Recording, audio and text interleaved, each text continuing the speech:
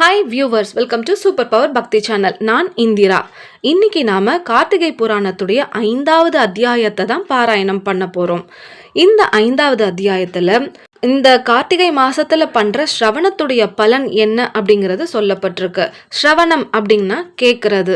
இந்த மாசத்துல நம்ம எந்த புராணத்தை படிச்சாலும் அதை கேட்கும் போது வரை பலன் என்னங்கிறது தான் இந்த அத்தியாயத்துல ஒரு கதை மூலமா வசிஷ்டர் நமக்கு விவரிக்கிறாரு. 4வது அத்தியாயத்துல சிவன் கோவில்ல நம்ம என்னெல்லாம் பண்ணா நமக்கு கைலாச பதவி கிடைக்கும் அப்படின்னு சொல்றாரு.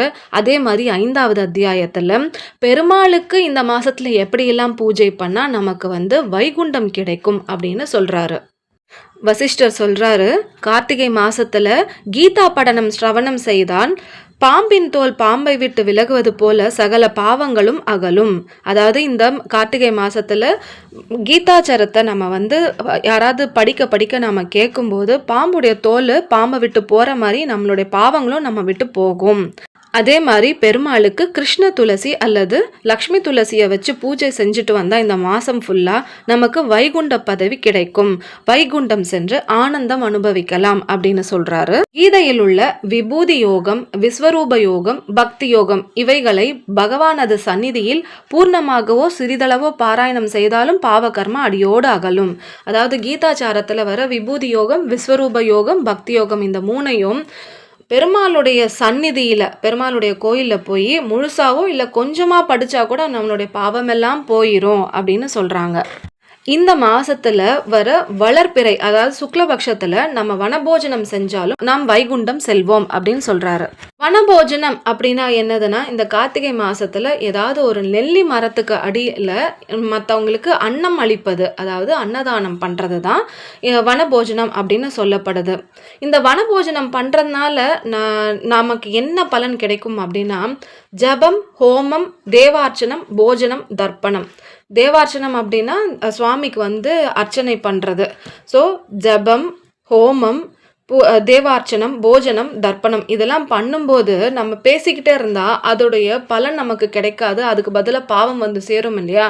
அந்த பாவத்தெல்லாம் இந்த நெல்லி மரத்தடியில் யாருக்காவது அன்னதானம் பண்ணும்போது போயிருமா. இது மட்டும் இல்லாமல் கார்த்திகை மாதத்தில் அடர்ந்த மரங்களுள்ள வனத்தில், அதாவது காட்டுக்குள்ள நெல்லி மரத்தடியில் சால கிராமத்தை வச்சு விதிப்படி பூஜை செய்து சுவாமிகளுக்கு, அதாவது சாதுக்களுக்கு அன்னதானம் செஞ்சால் சகல பாவங்களிலிருந்தும் நாம் விடுபட்டு வைகுண்டம் செல்வோம் அப்படின்னு சொல்கிறாரு. ஸோ இந்த கார்த்திகை மாதத்தில் பெருமாளுக்கு கிருஷ்ண துளசி, லக்ஷ்மி துளசி இதால் பூஜை செய்கிறதோ, இல்லைனா பகவத்கீதையை ஸ்ரவணம் பண்ணுறதோ, இல்லை அதே பகவத்கீதையில் பெருமாள் கோவிலில் வச்சு பாராயணம் பண்ணுறதோ, இல்லைனா வனபோஜனம் செய்கிறதோ, இந்த நாளத்தில் எதை செஞ்சாலும் இல்லை எல்லாத்தையும் செஞ்சாலுமே நமக்கு சிறந்த பலனை அளிக்கும். நம்ம வைகுண்ட பதவி அடைவோம் அப்படின்னு சொல்றார் வசிஷ்டர் ஜனக மகாராஜருக்கு.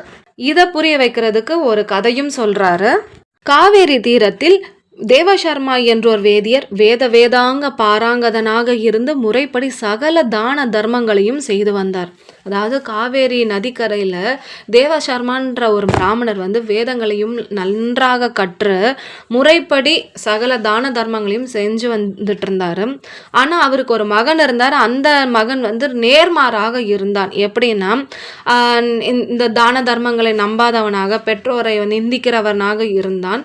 அவன் அவனை எப்படியாவது நல்வழிப்படுத்தணும் அப்படின்ட்டு அந்த புத்திரனை நல்வழிப்படுத்த பல தர்மங்களை கூறி முடிவாக கார்த்திகை மாதத்திலாவது தீப வரிசையை கோவிலில் ஏற்றிவை என்றார் தேவசர்மா. அதுக்கு அவர் நக்கலாக அந்த புத்திரன் பதில் என்ன சொல்கிறான்னா, அந்த எண்ணெயை வீணாக்கிறதுக்கு பதிலாக அதை வச்சு நாம் ஏதாவது பட்சணம் பண்ணி சாப்பிட்லாமே அப்படின்னு சொல்கிறார். இந்த கேட்ட உடனே ரொம்ப கோபம் வந்துருச்சு அந்த தேவசர்மாவுக்கு. தன் பிள்ளையை அவர் சாபமிடுறாரு. என்னன்னா, எண்ணெயை சாப்பிடும் எலியாக கடவா என்று சபித்தார். தன்னை மன்னித்து சாபம் அகல வழி கூறும்படி வேண்டினான் அவன். கருணையுள்ள தேவசர்மா என்ன பண்றாருன்னா, கார்த்திகை மாதன ஸ்ரவணம் செய்யும் போது நீ உனது ரூபத்தை பெறுவாய் என்று அருளினார். நீ எலியாக பிறந்து எண்ணெயை குடிச்சுக்கிட்டே வளருவ. அந்த மாதிரி இருக்கும்போது கார்த்திகை மாதம், ஏதாவது ஒரு கார்த்திகை மாதத்தில் யாராவது புராணத்தை படிக்கும்போது அதை நீ ஸ்ரவணம் செய்தனா உன்னுடைய ரூபத்தை நீ பெற்று விடுவாய் அப்படின்னு சொல்லி அருள் செய்கிறாரு. சாபம் கொடுத்துட்டாரு. அடுத்து அந்த சாபம் நிறைவேறணும் இல்லையா? சகல பாவங்களையும் அகற்றும் எல்லோருக்கும் நற்கதி தரும் புண்ணிய க்ஷேத்திரமான கஜாரண்யம். இந்த கஜாரண்யம் அப்படிங்கிற ஒரு புண்ணிய க்ஷேத்திரத்தில் ஒரு பெரிய எலியா இவன் பிறக்கிறான். சந்து பொந்துகள்லாம் சஞ்சாரம் செஞ்சு வயலில் இருக்கிற தானியங்கள்லாம் வீணடிச்சு கிராமத்தில் இருக்கிறவங்க எல்லார் வீட்லேயும் போய் அவங்க ஏமாந்து அவங்க வீட்டில் இருக்கிற நெய் எண்ணெய் இதையெல்லாம் குடிச்சு வளர்ந்தாங்க. ஏன்னா சாபமே அதுதானே, எண்ணெயை குடித்து வளர்வாயின்னு தானே அவங்க அப்பா சாபம் தந்தார். அதனால நெய் எண்ணெய் இதெல்லாம் குடிச்சு அந்த எலி வளர்ந்துக்கிட்டே இருந்ததாம்.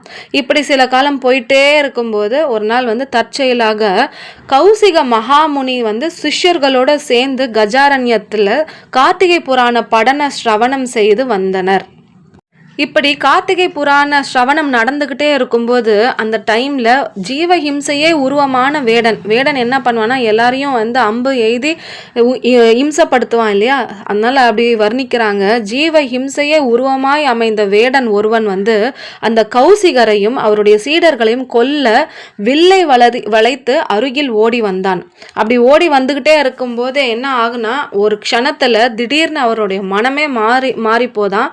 அந்த வில்லையும் அம்பையும் கீழே எரிந்து விட்டான். அந்த வேடன் ஆச்சரியப்பட்டு அந்த கௌசிக முனிவரை பார்த்து சொல்றாரு, என்ன ஒரே ஆச்சரியமா இருக்கு, என்ன பார்த்தா எனக்கே பல ஆண்டுகளாக நான் செய்து வந்த வேட்டையாடும் தொழிலை இன்னைக்கு வேட்டையாடுற அந்த மனசே இல்லாம போயிடுச்சு உங்களை பார்த்த உடனே. ஆனா உங்களை பார்த்து வணங்கி பூஜை செய்யறதுக்கு தானே என்னுடைய மனம் சொல்லுது. இந்த மாற்றத்துக்கு என்ன காரணம் அப்படின்னு கேட்குறாரு. அதுக்கு அந்த கௌசிக மகாமுனி என்ன சொல்கிறாருன்னா, அப்பா இது கார்த்திகை மாதம், இந்த கஜாரண்ய க்ஷேத்திரத்தில், அதாவது இந்த புண்ணியமுடைய கஜாரண்ய க்ஷேத்திரத்தில் நான் இந்த கார்த்திகை மாதத்துடைய மகாத்மியத்தை, அதாவது மகிமைகளை படித்து பலரும் ஸ்ரவணம் செய்கின்றனர், எல்லோருமே கேட்டுட்ருக்காங்க. இந்த மாதிரி வர புண்ணியமும் இது மட்டும் இல்லாமல் இந்த கார்த்திகை மாதத்தில் பண்ணுற ஸ்நான தான ஜப ஹோமங்கள் இதெல்லாமே அழிவில்லாத புண்ணியத்தை தரும். இதனால் இந்த புண்ணியங்களால் என்ன ஆகும்னா, நம்ம பல பிறவிகளில் செய்த பாவமெல்லாம் நம்ம விட்டு அகலும் அப்படின்னு சொல்லிக்கிட்டு இருக்காரு. இந்த மாதிரி சொல்லிக்கிட்டே இருக்கும்போதே அந்த பொந்தில் இருக்கிற எலி பதுங்கி இதெல்லாம் கேட்டுட்டே கேட்டுட்டு இருந்த எலி திடீர்னு அந்த பொந்துல இருந்து வெளியில வருது. வெளியில வந்த உடனே திரும்பியும் அந்த திவ்ய தேகம் அதுக்கு கிடைக்குது.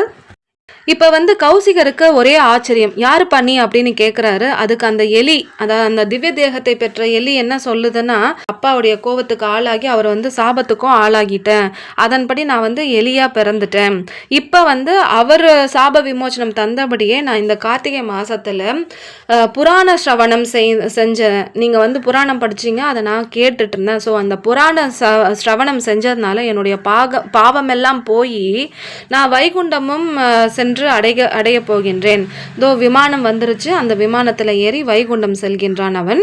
இதை பார்த்த அந்த வேடனும் அவனுடைய பாவ தொழிலை விட்டு புராண ஸ்ரவணத்தில் ஈடுபட்டான். முடிவா கௌசிகர் என்ன சொல்றாருன்னா, புராண ஸ்ரவணம் சர்வ பாவங்களையும் அகற்றும், இது சத்தியம் என்று பிரம்மாவே சொல்லியிருக்காரு. வேடனா இருக்கிற நீயும் இதனால நற்கதி தான் பெறுவாய் அப்படின்னு சொல்லி முடிக்கிறாரு. ஸோ நாமளும் இந்த கார்த்திகை மாதத்தில் நம்மளால் முடிஞ்சது இந்த கார்த்திகை புராணத்தை 5வது அத்தியாயம் வரைக்கும் பாராயணம் பண்ணியிருக்கோம், ஸ்ரவணம் பண்ணியிருக்கோம்.